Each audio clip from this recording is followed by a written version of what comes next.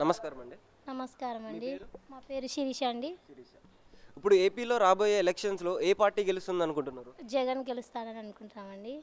జగన్ ఎందుకు గెలుస్తారు అనుకుంటున్నారు? అంటే ఆయన చేయడం మంచిగా ఏపీలో అన్నిట్లో బాగా మంచిగా చేసినారు.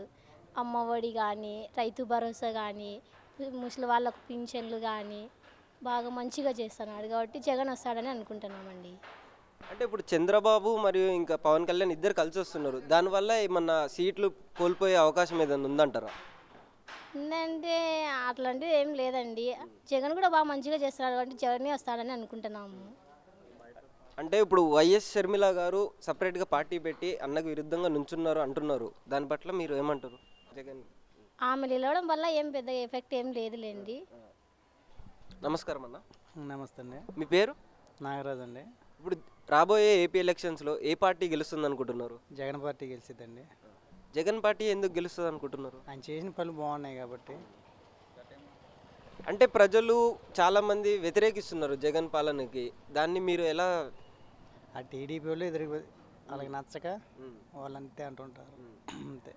అంటే ఇప్పుడు టీడీపీ ఇంకా జనసేన రెండు పార్టీలు పొత్తుతో ఒకటేగా వస్తున్నాయి. దానివల్ల జగన్ పార్టీకి ఏమన్నా ఎఫెక్ట్ పడుతుందంటారా? పడవు. ఆయన ఎదిరించలేదు జగన్నే. జగనే మాత్రం. అంటే ఇప్పుడు షర్మిల గారు సపరేట్ పార్టీ పెట్టారు. దానివల్ల కూడా ఏమన్నా నెగిటివ్ ఏమన్నా అవ్వచ్చు అంటారా? ఎంతమంది వచ్చినా జగనే గెలిచేది పక్క. నమస్కారం అండి. నమస్తే. మీ పేరు? నా పేరు గిరిధర్ అండి. ఇప్పుడు రాబోయే ఏపీ ఎలక్షన్స్లో ఏ పార్టీ గెలుస్తుంది అనుకుంటున్నారు? వైఎస్ఆర్సీపీ గెలుస్తుందండి. వైఎస్ఆర్సీపీ ఎందుకు గెలుస్తుంది అనుకుంటున్నారు? చేస్తున్న పథకాలు, సంక్షేమ పథకాలు, అభివృద్ధి వాటి వల్ల జగనే వస్తుంది. సీఎం నెక్స్ట్ జగనే ఖచ్చితంగా వస్తుంది. అంటే ఇప్పుడు జగన్ గారికి పోటీగా టీడీపీ మరియు ఇంకా కాంగ్రెస్, జనసేన రెండు కలిసి వస్తున్నాయి కదండి. దానివల్ల ఏమన్నా ఇబ్బంది కలుగుతుందంటారా? జనసేనను పోగొట్టేది ముందు టీడీపీ, చంద్రబాబే.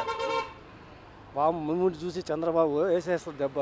జగన్ పవన్ కళ్యాణ్ గెలిచే టయానికి పవన్ కళ్యాణ్ మీదకే మొత్తం అన్ని యోగాలు ప్రవర్తిస్తాడు. అప్పుడు ఆటోమేటిక్గా పవన్ కళ్యాణ్ ఓడిపోతాడు.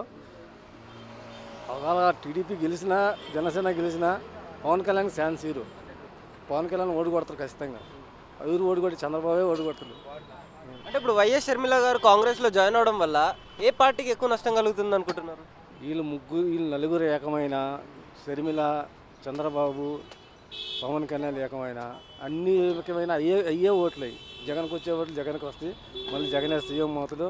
175 ఖచ్చితంగా కొడతాడు.